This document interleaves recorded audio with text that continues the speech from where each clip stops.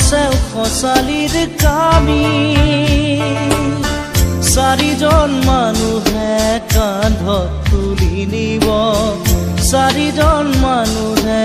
কান্ধত তুলি নিব নৈৰ ঘাটলে বুলি মোৰ মনাই ঐ নৈৰ ঘাটলে বুলি দেহৰ ভৰসা নাই বুজিছানে নাই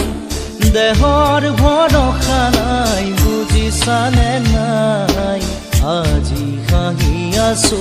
ক'বতো নোৱাৰো আজি হাঁহি